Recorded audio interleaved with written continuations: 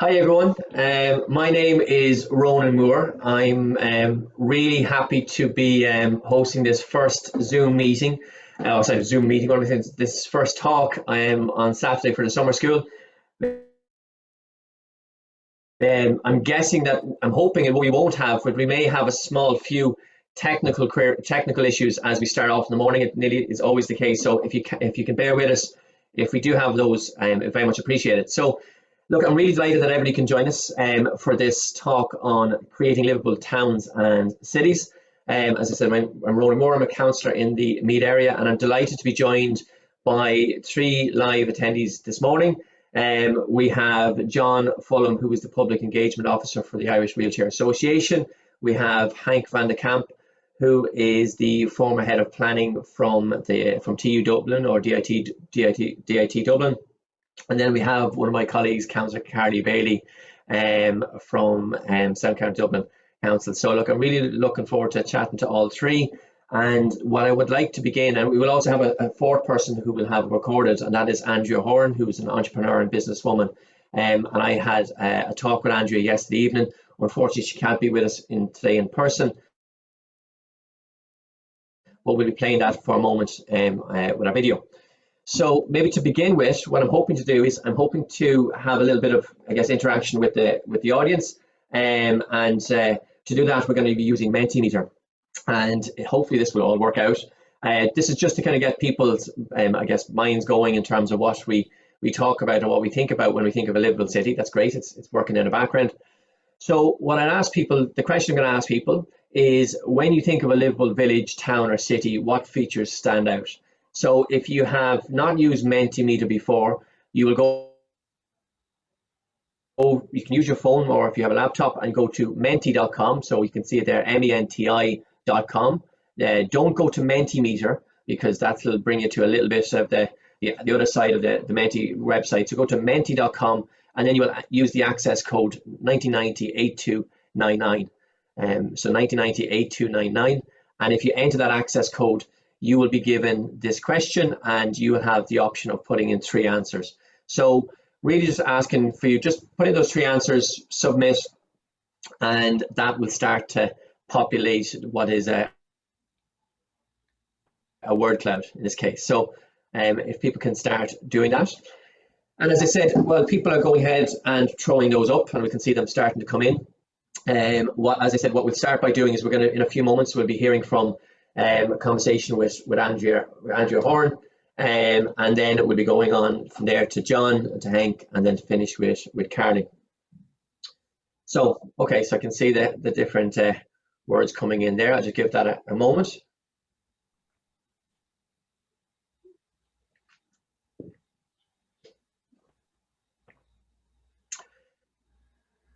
And as what you can see, if people are familiar with Mentimeter, they'll notice that some of the words that are repeated numerous occasions tend to get a little bit larger in the size of their words in the font.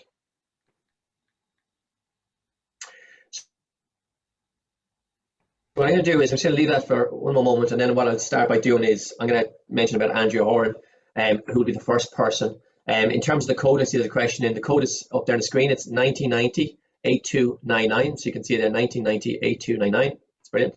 So we're going to hear from Andrea Horan in a moment. I had a great conversation with her last night. She's really felt really bad not being able to make it. As I mentioned, she's a business person, an entrepreneur.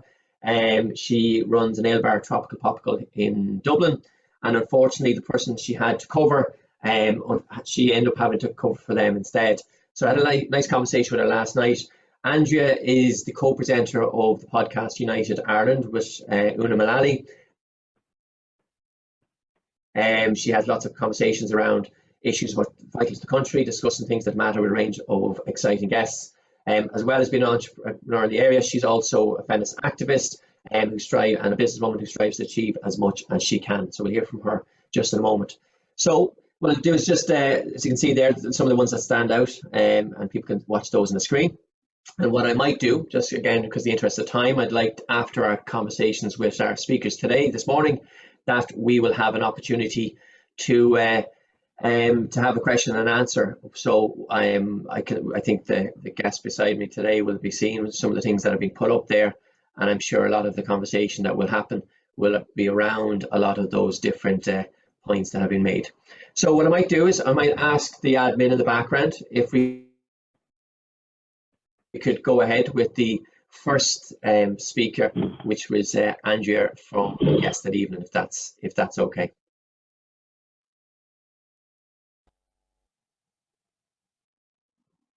Hi, Andrea. Joining us. Really grateful that you've been able to join us today, or join us for this session on livable cities. So I wanted maybe just to kick off immediately and maybe get straight into kind of what might be my first question is that, can I start by asking you, when you think of a livable city, what are the standout ingredients for you? Okay, now you're going to think I'm a bit crazy, but not to go too deep on it before we start. I think you have to go back to ask yourself the question, what is the meaning of life?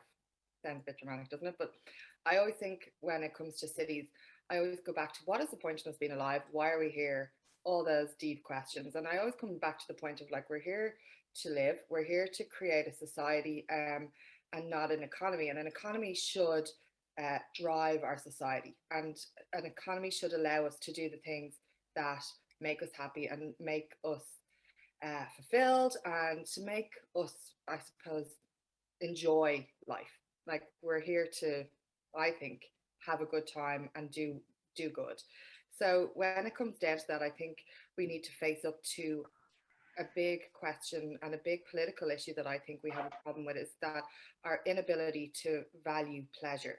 And where we, even looking at the restrictions and how they've been approached, um, pleasure, I suppose, in terms of sport uh, has been accepted, but when it comes to stuff like nightclubs, like concerts, like things that are hedonistic, you would say, but there are things that people enjoy doing, there's been a big pushback. And I think that's a political thing, and I think that harks back to our history, that we're conditioned to believe that having a good time is not important. And I think we need to face up to that and really get strong on it, and not be afraid to say that pleasure is important, and that we can prioritize that in how we create the lives we all want to live.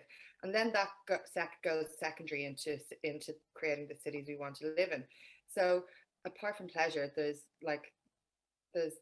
pleasure as a bonus, but then there's taking away the element of struggle.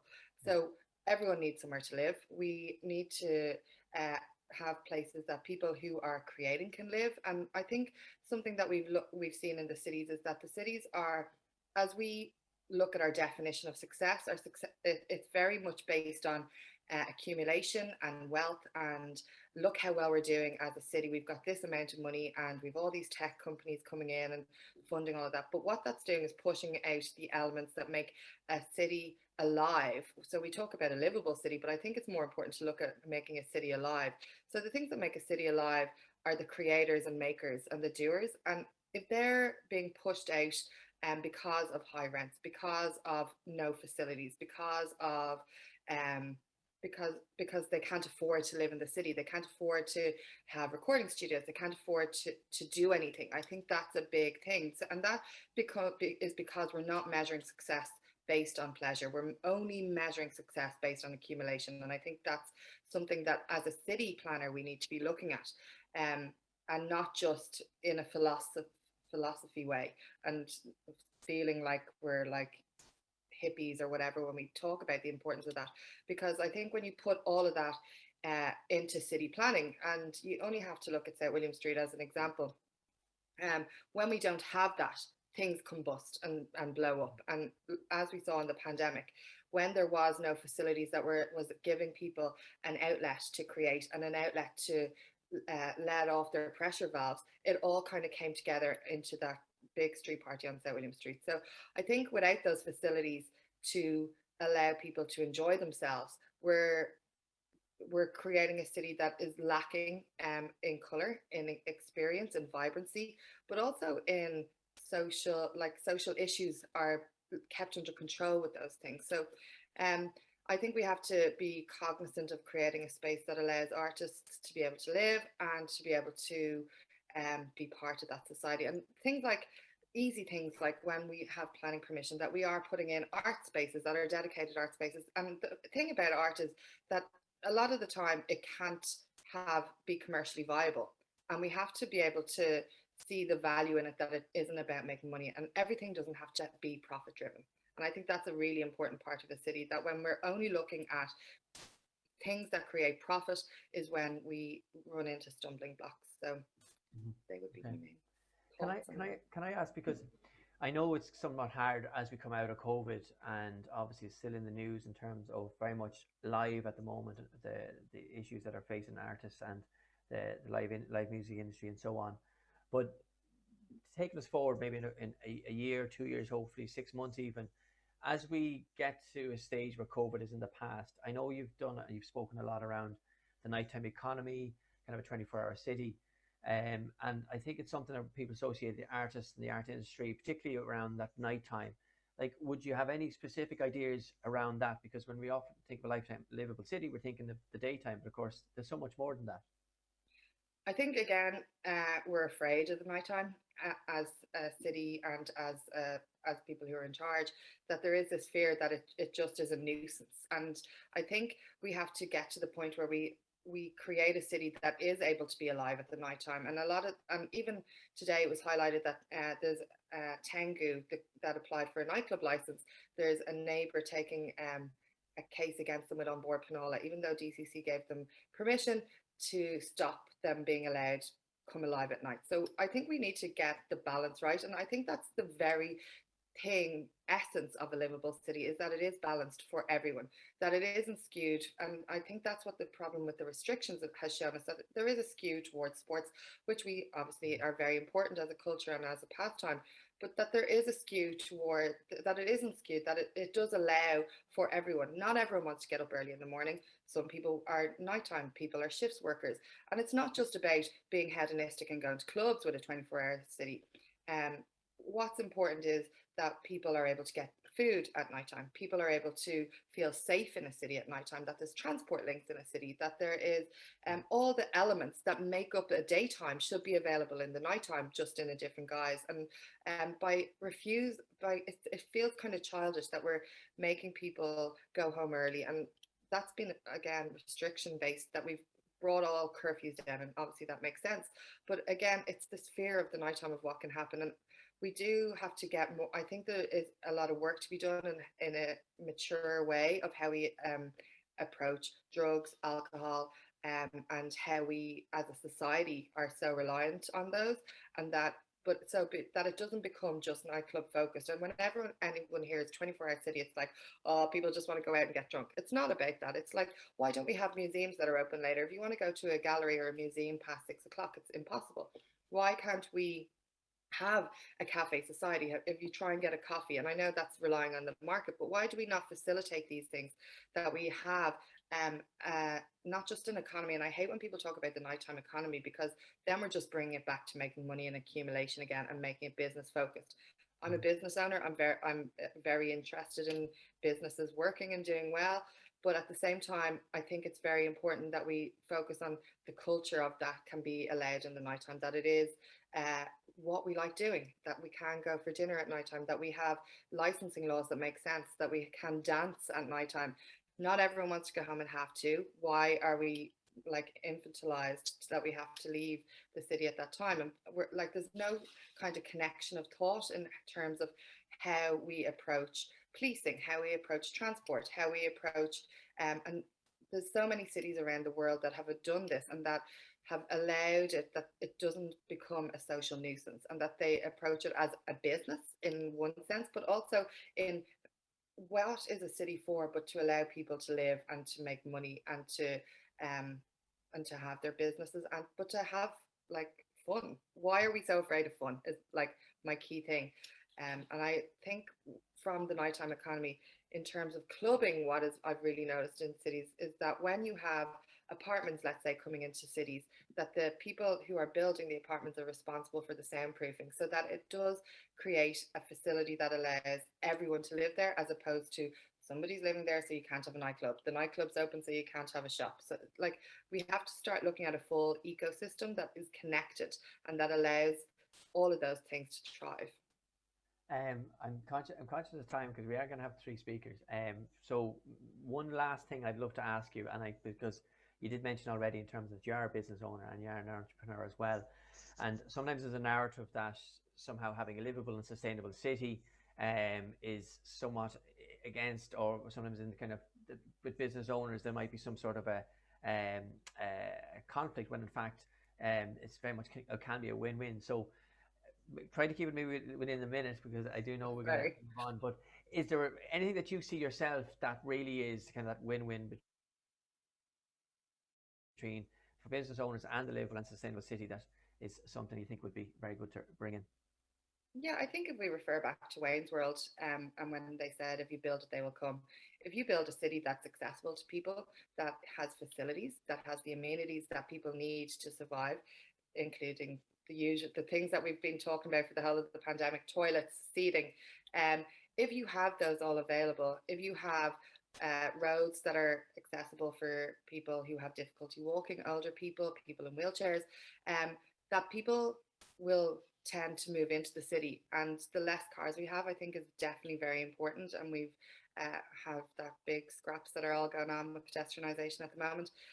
But that's what people want. And the conversation can go back to, oh, but the shopping centres in the suburbs are getting all these people because they have loads of parking and blah, blah, blah. But if you look at a shopping centre in the suburbs, what they have is a big space that people can walk around from shop to facility to restaurant to whatever. There's no congestion, there's no cars. The cars are all at the rim of the shopping centre. So I think if we can create that for a city that has shopping facilities, that has seats, toilets, clubs, that has bars, that has restaurants, that has facilities that you can drop and collect if they're heavy things, so that there is still accessibility. But having that linked up thinking is, I think, what we're missing and what we need.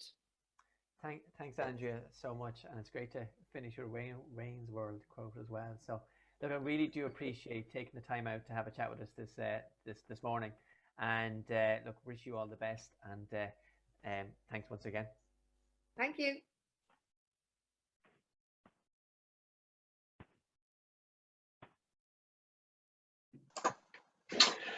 So that was Andrea. So as I said, unfortunately, she couldn't. Okay, sorry, my video was off there for a moment. So that was Andrea, and so again, she was unfortunate she was not able to attend this morning. So what we're going to do is we're going to continue on with our next speaker. We'll have time for questions and answers and discussion amongst the panelists later on. And the next person I want to introduce is John Fulham. John is the Public Engagement Officer with the Irish Wheelchair Association that has 20,000 members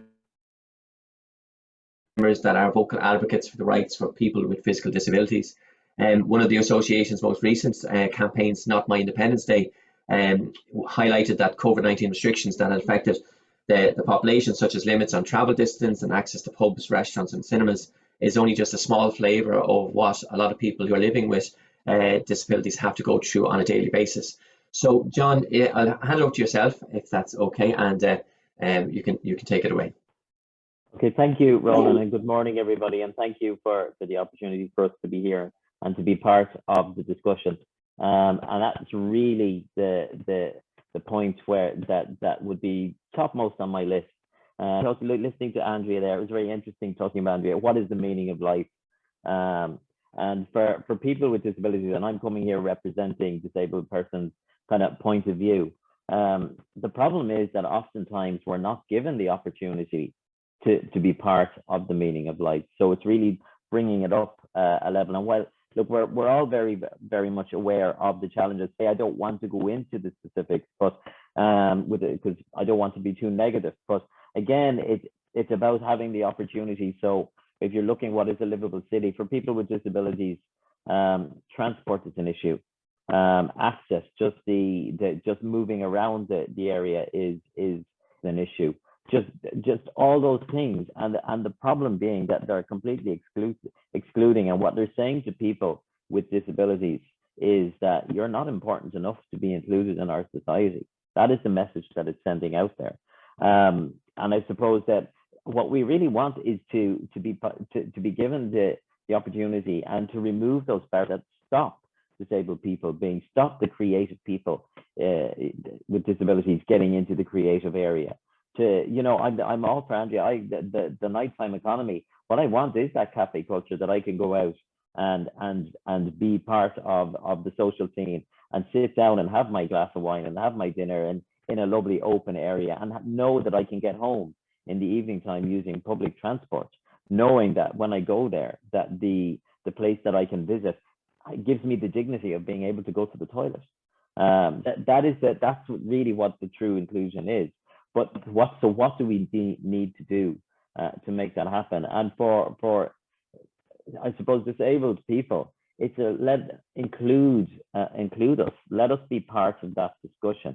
Don't assume what the solution is going to be based on your perspective, because we oftentimes that can overcomplicate things. Whereas you involve the people for whom you want to make the society open and inclusive, that all of a sudden you'll find that the solutions mightn't be as complicated as you think.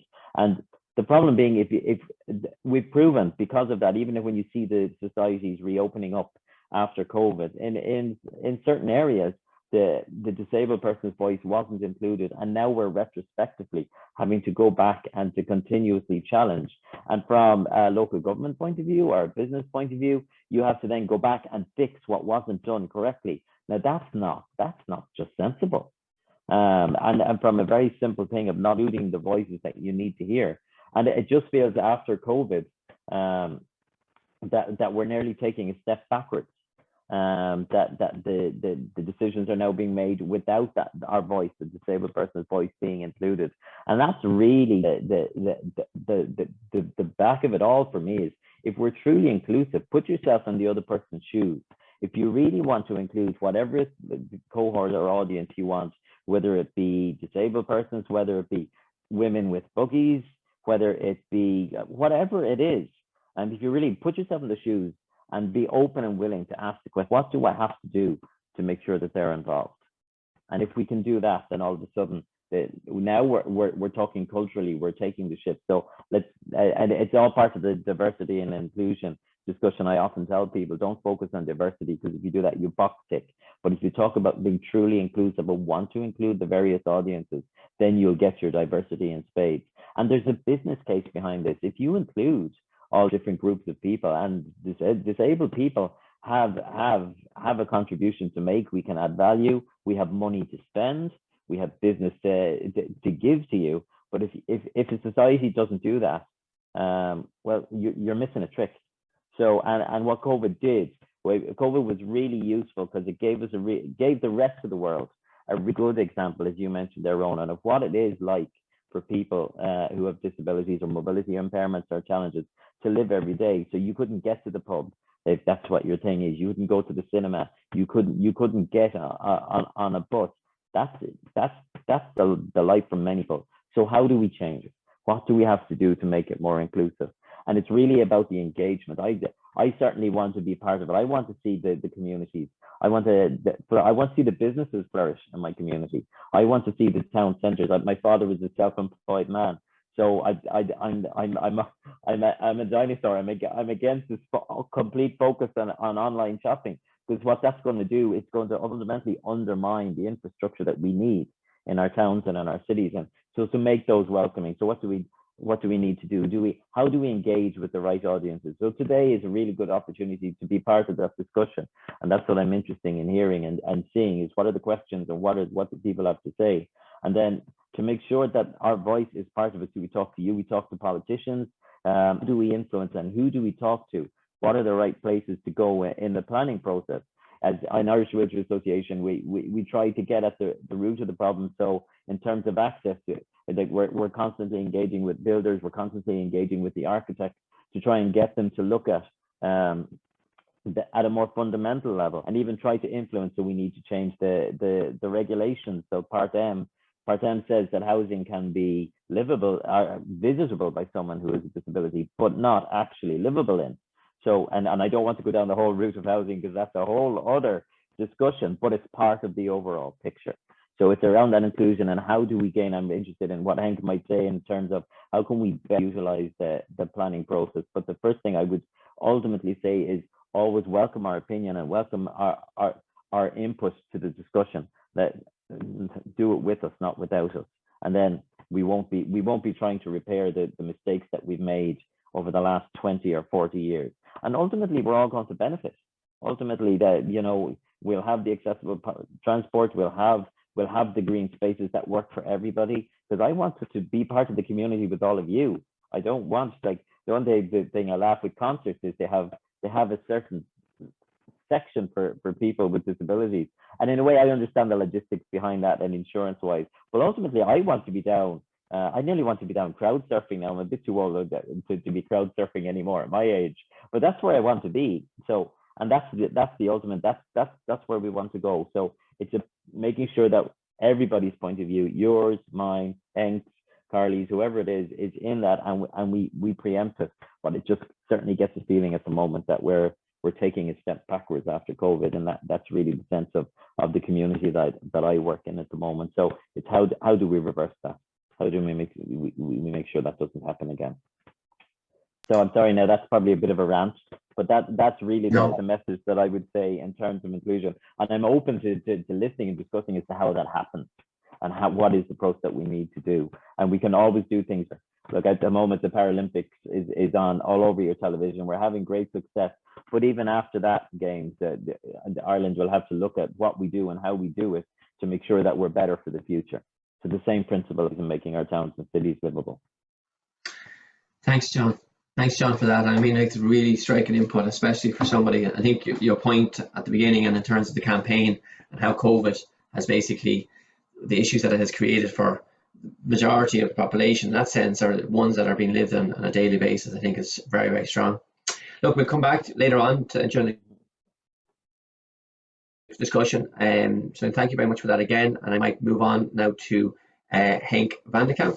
So Henk is the former head of the planning school in TU Dublin, or DIT. He's also the past president of both Irish Planning Institute and European Council of Spatial Planning. While he has retired, he's still very involved in this whole area and has only recently delivered climate action training program for planners. And I actually know Henk personally, having studied under him during an MSc in Sustainable Development quite a number of years ago now at this stage. So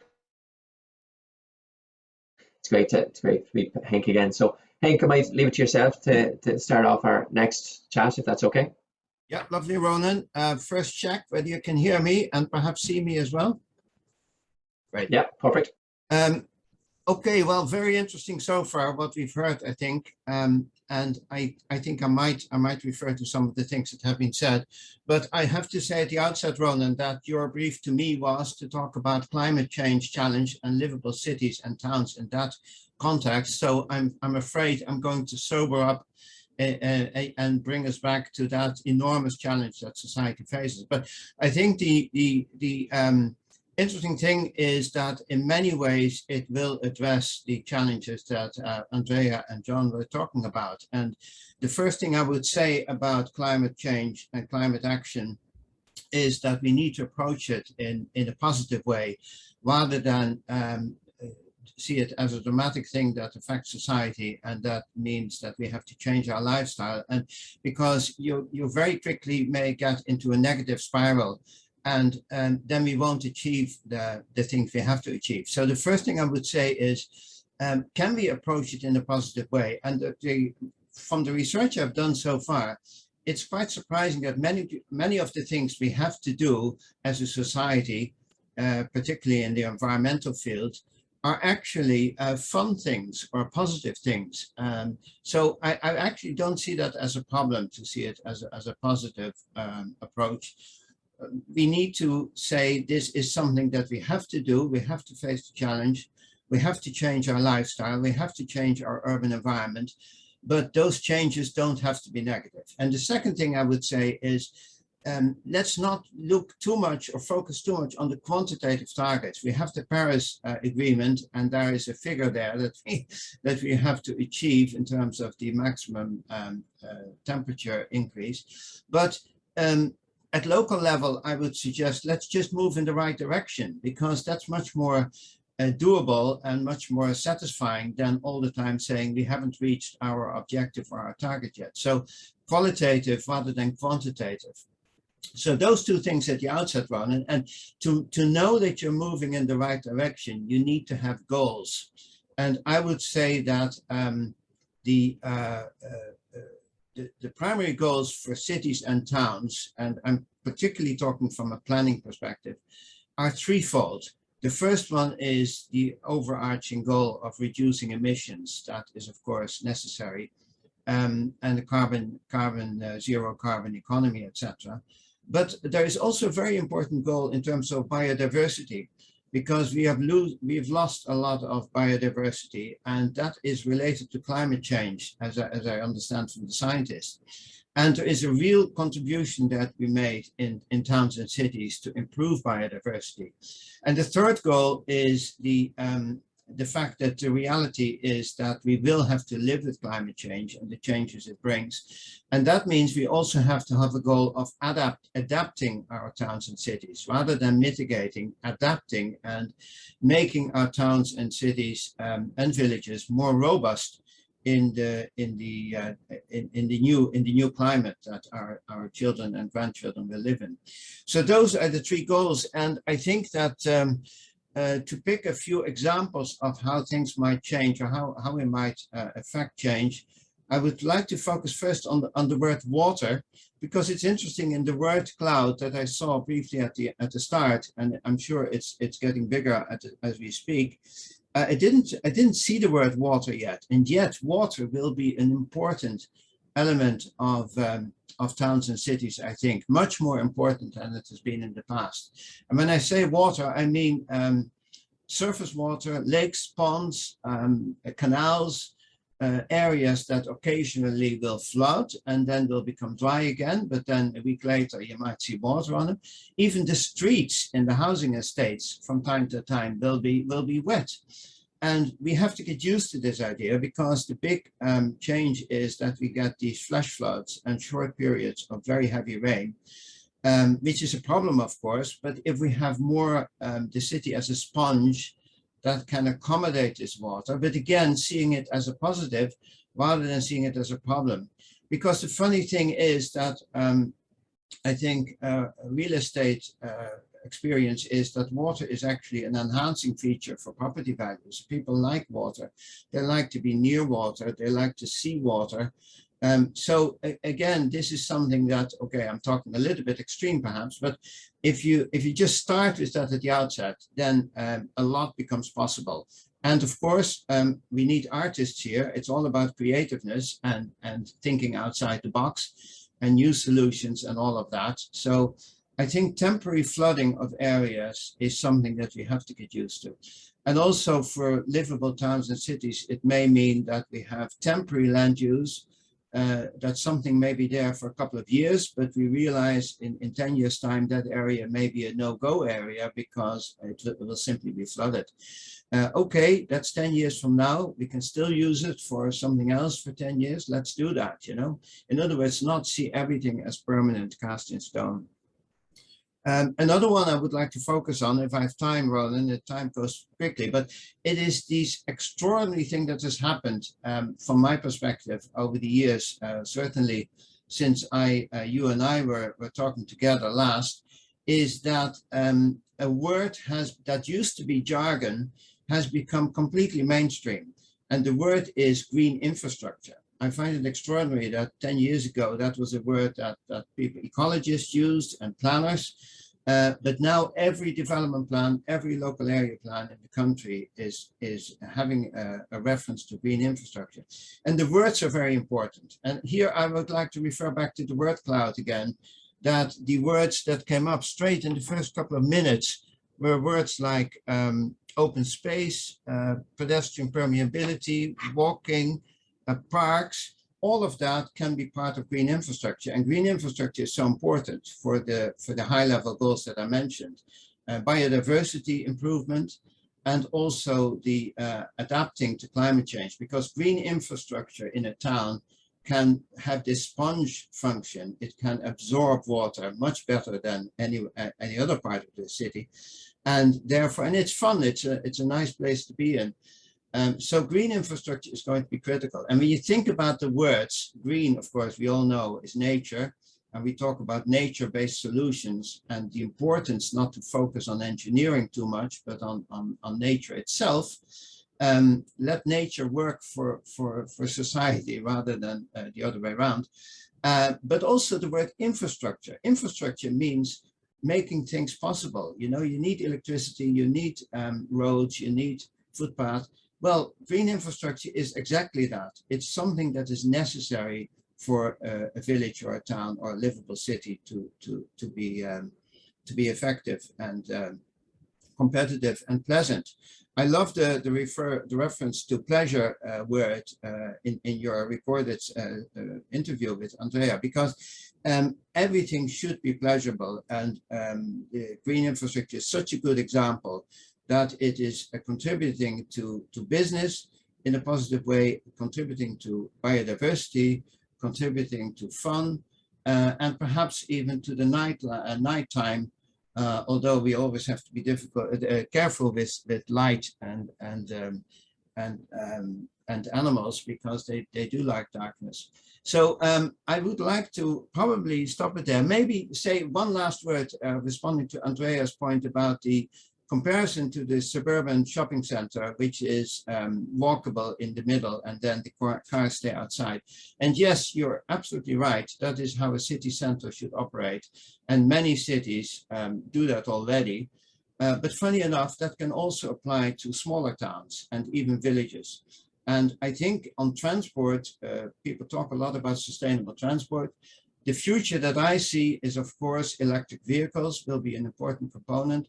But I think there's much more scope for multimodal, for transferring from a hydrogen, for example, a hydrogen fueled bus that brings you from Kerry to the edge of Dublin, but then you switch over to an electric shared car or whatever, and you zoom into Temple Bar, and you know, you visit Andrea's nail bar, whatever. All of that is possible. We have the technology already. All we need is a smooth transfer from one to the other. And I would like to complement what the private sector has done here in terms of the coach operators. Since we improved our motorway network, and we need that as well, by the way, you know, good motorways. In the 1990s, with European money, we suddenly, the private sector responded with all the private coaches that now run every hour and linking our cities together. And they could be easily fueled by new fuels that are coming in, but they can't go into the city centers, and that's where we need the other vehicles and bikes and e-bikes and all of that stuff. But Andrea is absolutely right. The cars should not be part of that. They should be outside, but they are important too. I leave it there, Ronan. Thanks so much, Henk, for that. And indeed, I did very much ask around the climate change, because I think it's great to have those different thoughts, because when you think of a livable city, there are so many possible competing components, but in fact they should be complementing. So I know in terms of the word cloud, when I think cycling came up very strongly in transport, but of course, like, cycling and transport has to be accessible, and really everybody has to be able to use it. Obviously, at the same time, it's ticking the box of having ones that are more sustainable and more good from the climate change point of view. But then at the same time, recognizing, as Andrea spoken earlier on, in terms of the people who live throughout the city at different times. So look, I might say, and then thanks very much again for that. I might switch over now to Carly, if Carly would like to come in. Carly's our last speaker from Green Hills, where she lives with her husband and kids. And she's one of many families whose homes were directly affected by vulture funds during the recession, which led to her life of activism. She's campaigned for many years on the housing crisis, children's disability services, access to education, amongst a number of areas. She's a fellow councillor in South County Dublin, and was our national campaigner during the repeal of the 8th. So plenty of strings to your bow, Carly. So look, I give the floor to yourself, and if you want to kick off there. Yeah, thanks, Ronan, and it's been really interesting listening to everybody else as well. I think we all appear to be on the same page in terms of what it is we need and want and whatever. And I think one of the things that we were talking about before, Ronan, was about that we don't just identify the problems, that we also identify solutions. And I think that's probably where I think the Social Democrats are best placed to try and address the issues as well. Do you know what I mean? So I suppose in terms of how we'd start to begin to address them, I think Andrea is very right in terms of thinking about things in terms of pleasure or well-being. Everything is sort of valued against economic growth, that kind of thing. Whereas if we want to live in, livable, enjoyable places, then well-being really needs to be at the top of the list for me. And in order to be able to do all of these things, whether that's well-being, whether that's through climate change, biodiversity, all that kind of stuff, we need to make sure that our policy is equality, gender and green proofed at all. So, you know, we talk about climate change and we talk about gender equality. We don't often sort of think about it that through one lens, but like it should just apply everywhere. You know, we need to look at every issue and ensure that all of those things are considered and thought about so that they're accessible for everybody.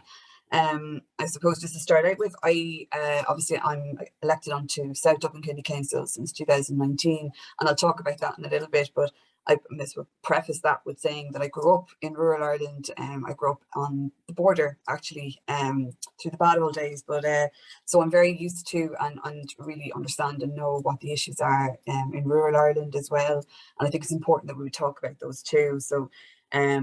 So, I mean, for me, like when I grew up, the village that I grew up in is tiny. We lived outside of it, but like the village that we're from is tiny, but it was busy, and you know, it had possibly not the greatest accolade, but it had 9 pubs, and it was a tiny village. It had loads of shops. It had a draper's, it had the credit union, it had grocers, it had all sorts of things, petrol station, whatever.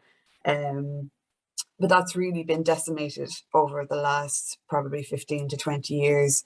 We're losing so many young people just from a lack of educational and employment opportunities. You know, if you wanted to study something in particular, you'll have to go to Dublin or to Cork or to Galway, whatever, and you can't stay local. So that's a real problem. And I think there's been a huge failure to spread investment across the country. It's really been focused on the main cities and hubs, which has led to that sort of kind of the exodus, I guess, of young people who are the very people then who would help reinvigorate our towns and our villages in rural Ireland, you know. So I really think there needs to be a huge investment and focus on reinvigorating those small towns and villages, because when I go back home now, we've no pubs, we have no shops, we've lost the credit union, we've lost everything bar the petrol station, and that seems to be applicable across the country. You know, that's very much how it has sort of become, and sort of this sort of wandering over to the nearest big town with the big shop in it, and your own little town and village has kind of essentially been decimated because there's vacant buildings everywhere. So there needs to be a focus on helping people reinvigorate that town, helping the housing stock to be turned over, be lived in again. And when towns and villages are lived in, you know, the spirit of that town and village comes alive again, and people will invest and will open up new ideas and businesses and cafes and bars or whatever. So I think that's just something to point out. And obviously public transport is a huge issue in rural Ireland. Again, where I grew up on the northwest, there is no trains, like no trains whatsoever. There used to be, but we haven't got anything up there at all. Public transport is non-existent. It's very difficult to get from A to B. So that's something to look at. So I suppose I'll focus back in terms of where I live now in Dublin. I probably have spent most of my adult life in Dublin at this stage. But I think one of the biggest learnings I've had maybe in the last couple of years, having been elected, is that you do have to listen. You have to really know your community, but you also have to listen. But you also have to ensure that you're listening to all the voices, and very often the voices that I will be hoping to try and advocate for or represent when I'm at a decision-making table are possibly the quietest voices, the marginalised voices, the voices of people who might be afraid to speak up because there's maybe a loud group of people who might be against something, and very often they're against things, which can be very difficult. And so I've learned to really understand that very often if there's something going on, like a cycling infrastructure, a cycling lane or something, I have to really, really trust that there's a lot of people who will really want this that maybe aren't as vocal as perhaps those who oppose it. And so that's something I'm glad to have taken with me. For me, and we've been doing the development plan has had loads of local authorities across the country in the last while, and we'll be starting into them soon. for me, the compact city idea is something that is where we really need to be looking at. I think for Dublin in particular, the idea of having 4 local authorities within one city, it drives me insane. Every single council has their own procurement, they buy their own pieces of equipment. Like if you cycle from one end of the city to the other end of the city, you go from south to north, you will come across completely different cycling infrastructure along the way, or none. Very often as well, you know, so it makes no sense to me from loads of different aspects. But I think what we really need is to amalgamate that, and we need a directly elected mayor, as is happening in other cities, and Limerick is having their election soon. We also need a nighttime mayor as well, to be able to look after that nighttime economy.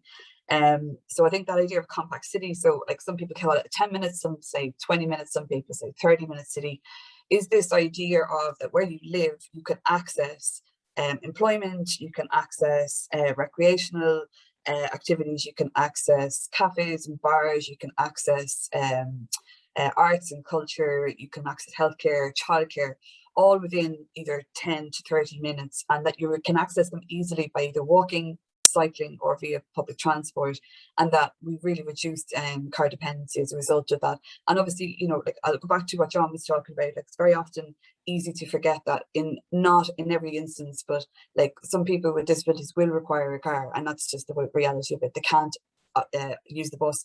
But having said that, if you're competing with a bus that's got one space that's either for a buggy or a wheelchair user, the amount of people I know who've been left on the side of the road because there just wasn't space is absolutely, it's terrible. It really has to stop. Like, so there's a lot of work has to be done in order to be able to bring our cities or our towns up into that kind of space. So obviously permeability is a big part of that. Cycling infrastructure is a huge part of that. But also recognizing the different mobility patterns. Like I think what we've seen, particularly in Dublin, is this idea of you go from A to B, and that A starts out in the suburbs and B is city centre. And I suppose with Bus Connect and others, it is beginning to look at, okay, yeah, maybe that's not quite clear what the mobility patterns are. Maybe people are going on the radiuses, maybe women in particular, perhaps mothers, are going from A to B to C to D, maybe even to E before they get to their final destination. So they drop into a childminder, they're going to school, and they're going to visit their mum, and then they're going to work, and then vice versa on the way home, you know. So it's making sure that we account for all of that kind of thing. We need to ensure that our towns and villages, our cities are vibrant, they're fun. I think Andrea really spoke very well as to how we can kind of look at that. But we need to be really supporting our small businesses, our social enterprises, that kind of thing, startups, not just focusing on export only and foreign direct investment, which is what we are currently doing, and makes it very difficult. It's a very difficult environment for anybody to want to start up a business here. We need those art spaces. That's hugely important, and that they're not reliant on becoming profit driven, and they probably will never be able to do that. We need to be able to fund those and to be able to have those available to us. We need childcare, like publicly funded childcare, where the early educators are paid well. We need repair cafes and library of things. I had a motion passed very recently to have that one start in South Dublin. If we want to start reducing and providing ideas or ways for people to stop being so consuming of everything and the throwaway culture, that we can reuse, we can recycle, we can upcycle, we can exchange, we can borrow, we can lend, and obviously deposit return schemes across our cities and towns would be hugely part of that. I know we're kind of tight for time here, so I'll finish up on this. I suppose one of the biggest things I've been trying to work on is around, I suppose, biodiversity. As local councillors, we have limited ideas of what we could do, but housing would be another issue. Sorry, before I get into the biodiversity part of it, housing is just, I mean, we all know how important and crucial it is, but the need for affordable and secure housing is, it cannot be overstated. But again, that housing has to also be green proof, it has to be energy efficient. But in terms of the biodiversity aspect, I suppose in terms of land use and things like that, we're seeing like a proliferation now of data centres coming in to the country, a lot of them based in Dublin and starting to elsewhere. We understand that the energy use, the water use that these centres are bringing, the very low levels of employment once the construction is over. We really need to have a look at that, and in my opinion, we need to reverse that. I know we do need pieces of infrastructure, I'm aware of that, but we are taking way more than our fair share. in terms of that. And Airgrid and others have warned that we're really going to be under pressure if this kind of policy continues. Trees, for me, is a huge thing, and it's something that we do as councillors have some impact on. And for me, it's obviously trees are carbon captures, they improve air quality, they're flood defenders, they're just so many things that we need that. We've got 11% tree coverage in this country, and only 2% of that, I think, is native trees. So and we also have a lot of wrong trees in the wrong places, and you look at rural Ireland, you can see that with the forests, particularly where I grew up. It's quite close to Leitrim, Kamp and Fermanagh. But in our own towns and villages, so where I live would be considered a disadvantaged area. Up the road is a fairly affluent area, and the main way people can understand or see or recognise or feel that difference is from a lack of trees. It's very clear to me. So trees are just are all of those things, but it's also for me a social class issue. So I've been working to put in our areas have been concreted over, so it's expensive to plant. We've got tree pit pilots going on. We have I have asked for an audit now for all of our trees in the area to begin to look at where they're not there, where we can start to look at putting them in. And in the development plan itself, I had made a motion, and it was successful to essentially do all of that work. But when we're focusing on replanting, that we look at areas that have few, if not no, trees at all, so that we begin to, I suppose, equalise trees in different areas. So lots of different things to do. I could talk about loads of things, including the fact, John, I agree with you wholeheartedly. I really want to be out there crowd surfing too.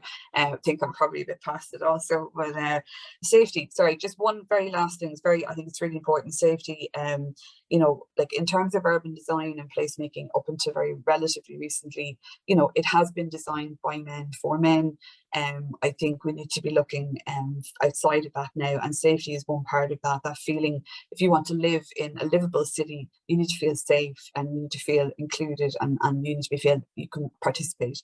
And so things like public lighting, visibility, density, so the surveillance in areas is really important. And that's not just for women, that's also for children and young people, that's for ethnic minorities, that's for other minorities, for disabled people, where we hear of things like sexual harassment or worse, or we hear of hate crimes. Very often they're in public spaces, and they're occurring for reasons that we really could be doing lots more about. And it's not just about urban design, obviously, but I think that's a really important integral part of it. So look, I could talk for ages, but I won't. I'll leave it at that. But thanks for having me. Really appreciate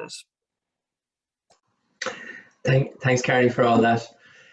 So look, we have till 1:15, I think, so about just over 20 minutes. I'll get into a bit of a conversation, and maybe what I'd like to do to begin with, I'd like to introduce another kind of Menti question. And I guess, like, there's been loads of thoughts as to the areas that we need to focus on and what we need to do. But obviously, in order for those to happen, we kind of need also to understand the ways that can take place. So I have a question there that I'm going to pose, which is the group that we feel would have the most influence in making our villages, towns and cities more livable. So there's 4 options here. Now, obviously, there might be more options, so apologies if there's an answer that people feel does not fit in there. But it's a scale question. So you should, if you log into if you're still on Menti, just go to menti.com if you haven't already logged on. If you're on it, it should be the next question that pops up on your screen, and you can see the number is 1990 8299, and there you have 4 options, and really it's about where you believe or which group has possibly the most influence in making our towns, villages and cities more livable. So, and you can decide, it doesn't have to be just one. I think you should be able to move some of them in different directions. So you could decide central government, local government, civil society, the general public. So what we'll see is there are people already starting to move it. So I'll let that play away for a moment. I think it's great that we have the live text during the actual speeches. I find that very useful myself. Sometimes I find it difficult for hearing, although obviously sometimes it does pick up the wrong word, so apologise for that. I saw, I think, onions, chocolate lovers and kite surfing come up at different stages, which were just the wrong text that arrived. So I'll give that for a moment, and what I'm going to do is I'm going to open this question to the speakers. And what I might start by doing is just maybe kind of continue reverse, changing the order. So I might go to our second speaker first, or maybe to Henk in a moment, and pose a question. And feel free to utilize the thoughts of those who are coming in. So maybe I might start off then with Henk, if that's possible. I'm hoping from the administrative point of view, if we could possibly keep up the screen for the moment, and as Henk comes in, and then maybe after a moment to come back to Henk, so that way we can still see the level of responses around who people feel are most influential. So Henk, if you would like to, maybe what your thoughts on this in terms of who has the kind of the influence in doing all these things that we'd like to see. Sorry. Oh, this question that you have up now, is it? Yeah. So yeah, if that makes sense, if the question makes sense to you.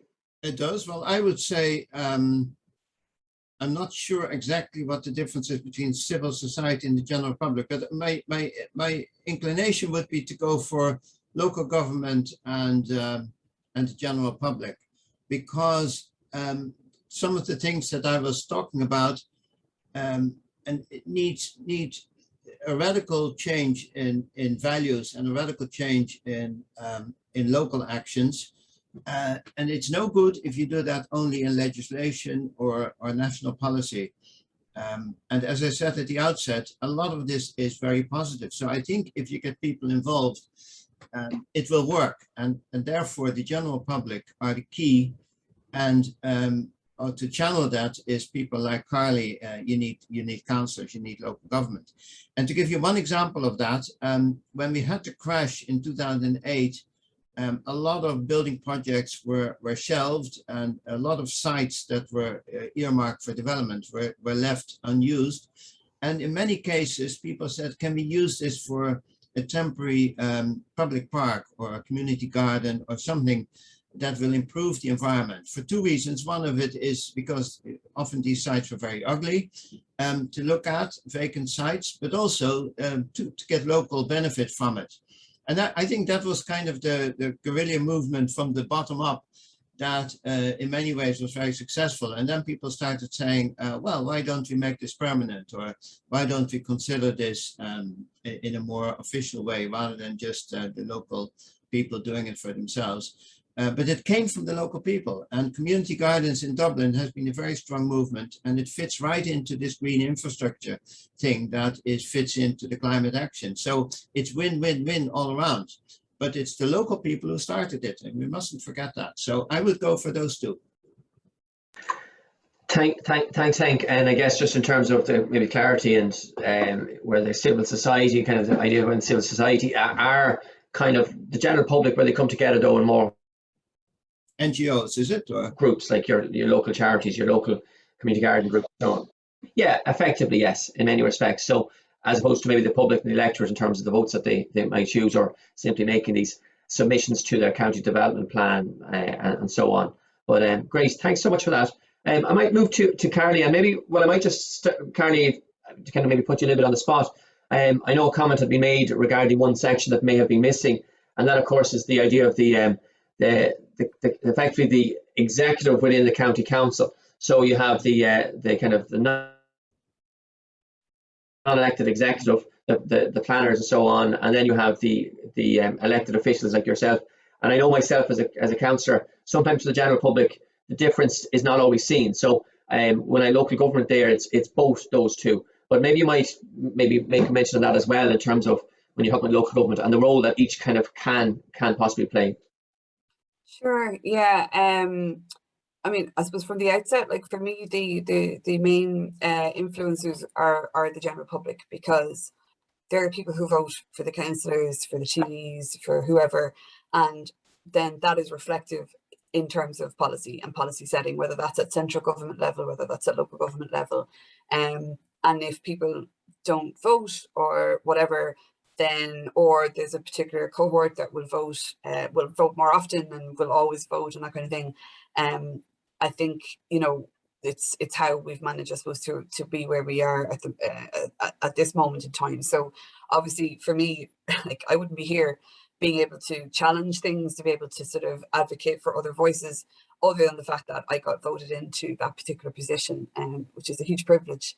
But our councils are very like the Dáil in many ways. They're made up with government parties, with opposition parties. And for the most part, government parties sort of retain control of the councils because they have more councillors there. So that's the first outset, like just from that like very abstract. It seems like very simple, but for me, it's incredibly important that the public understand how powerful they are and can be.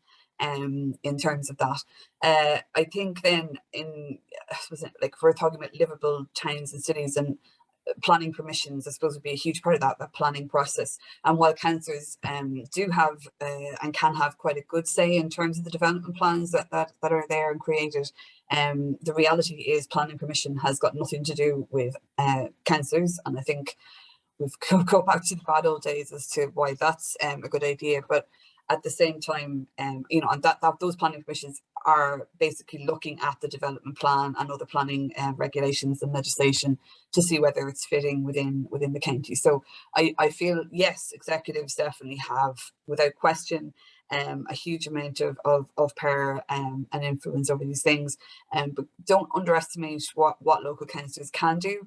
I'd argue we 100% need to be given back quite a substantial amount of power. One of our last remaining powers, Section 183, is now being taken away from us in the sense of it is councillors who get to determine whether public land can be sold off to another entity. And so that's now being eroded as we speak. So, like, you know, there's things we can do, there's things we can't do, but we still have an important part to play, and I wouldn't underestimate it. But like everything, central government is key in terms of funding. So, you know, even if everybody on the council was all gung-ho to do this, that and the other, unless we're provided with the necessary funding to do it, it's impossible, because even the terms of revenue that we create ourselves in our own counties and cities, it's very dependent. Like we obviously get commercial rates in, we get local property tax, but even how the local property tax is done is very problematic, as you and I both well know.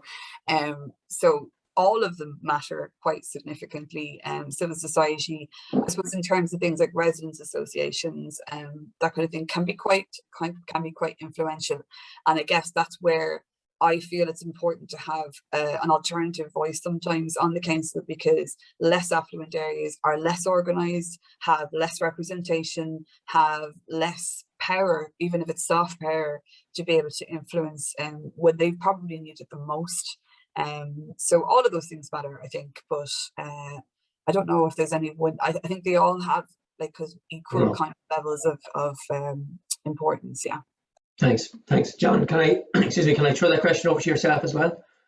Yeah, absolutely. And I agree with Carly in the sense that they all play a role. But if I'm to look to the question very specifically and be a bit pedantic, I'd say the public number one, because they're the ones who create the demand.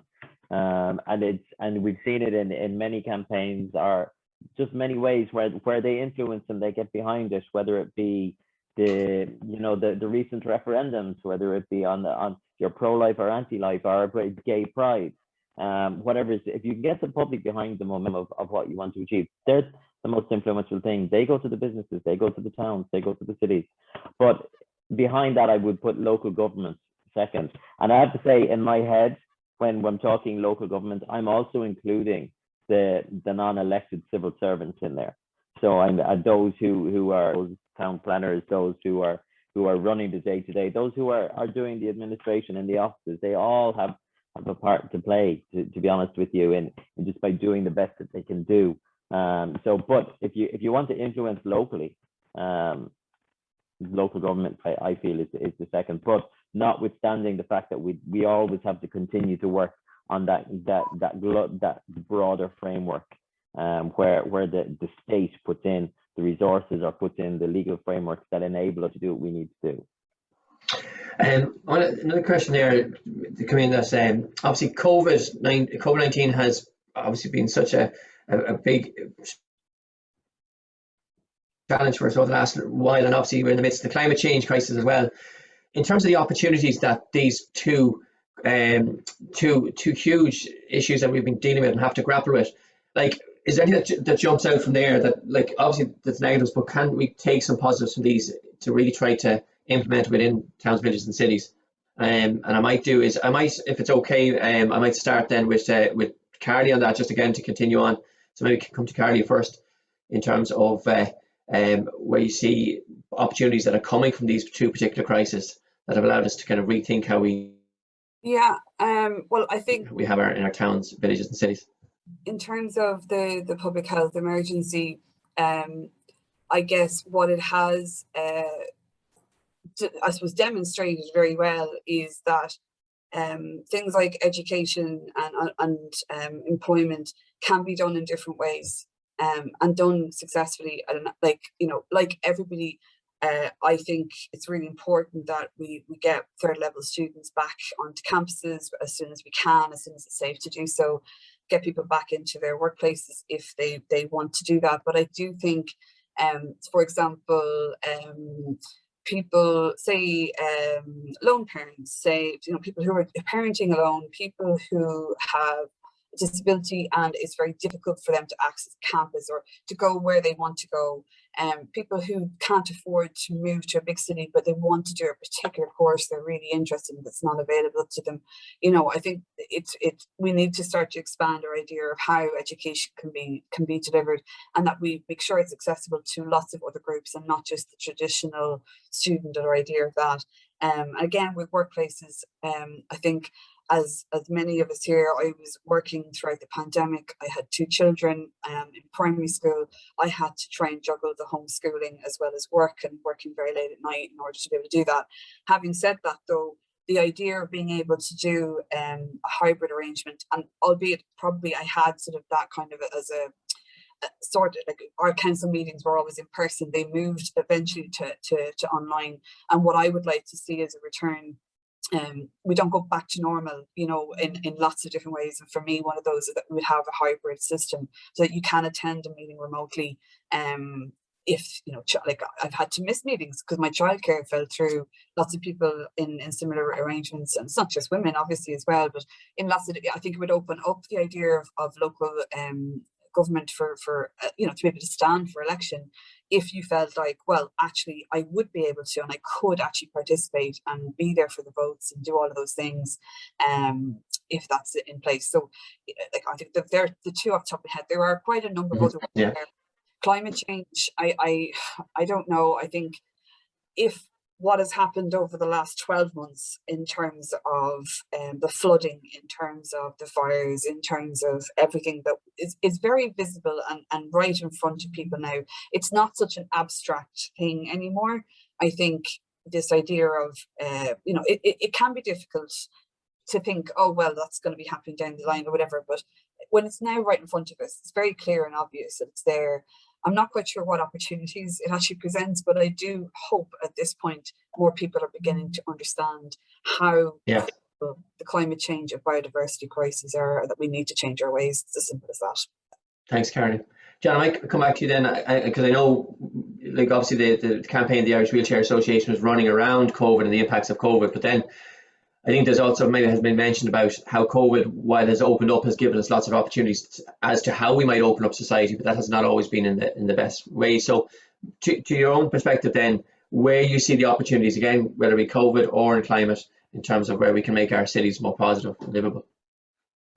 Well, I think it's an interesting question.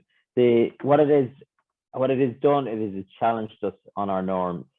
So COVID has really forced us to look about it. Say, for example, the working from home.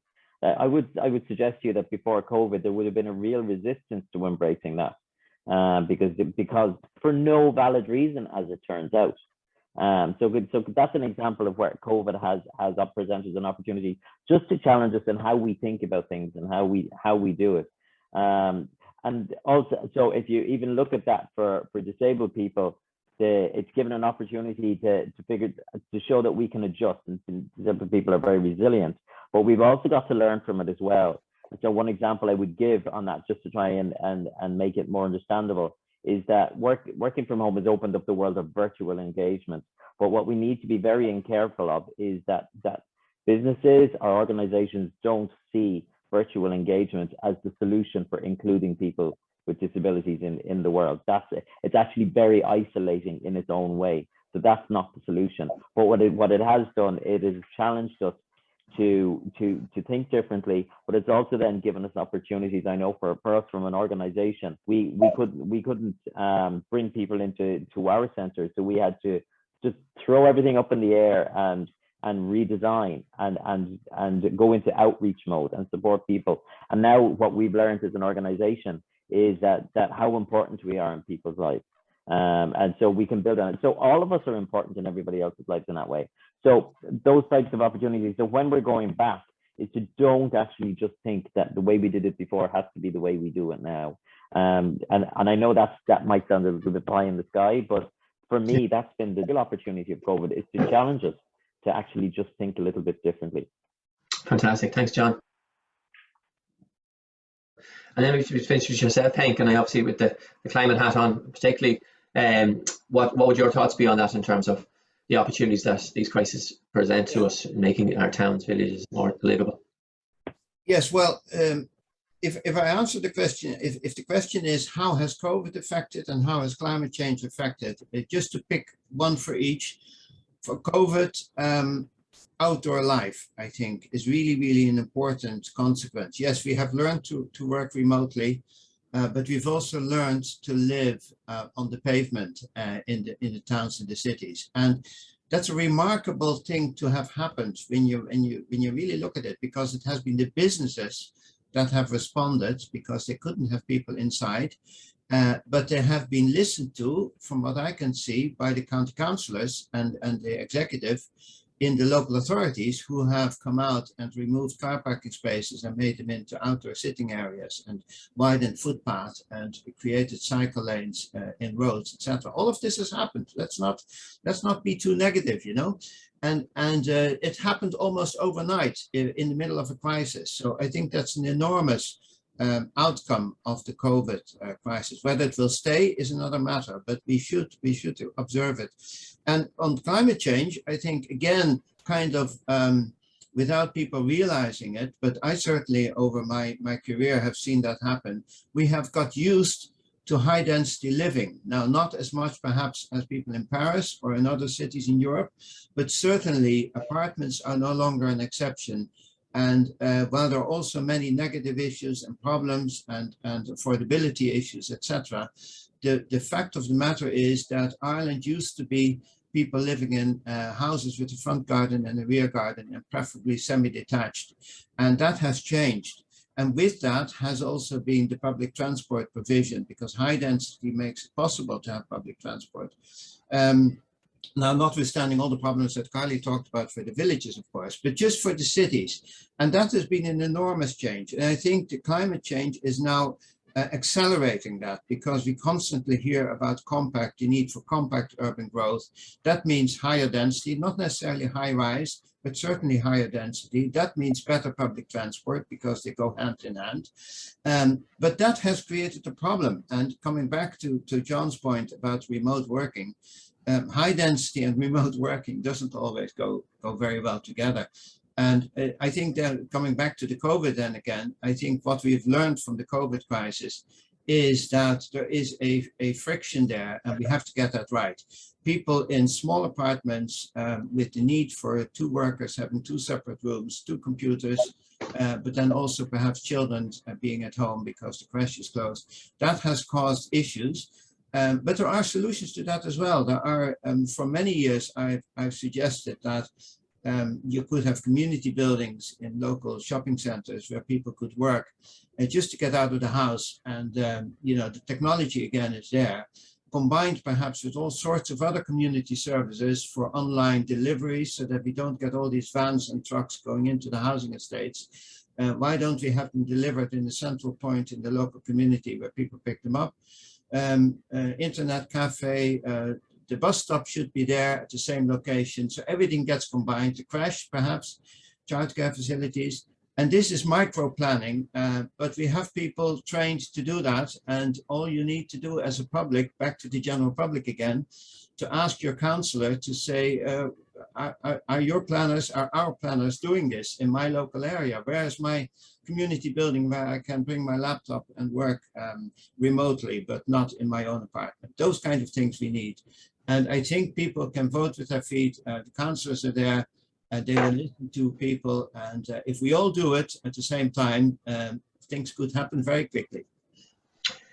Thanks so much, Henk, and actually thanks for finishing up on, I guess, a very kind of positive idea as we go forward. So look, we're just a minute over, so I'll finish up with that. Just want to thank very much again our speakers, Andrea yesterday and this morning, for giving her chat. Again, unfortunately, she couldn't be with us. Henk, John, and Carly, really do appreciate. Apologies to those who threw some questions in and we couldn't get to. That's just always seems to be the case, but really do appreciate that. So thanks very much, everybody else, and looking forward to seeing you throughout the day. Okay, bye bye.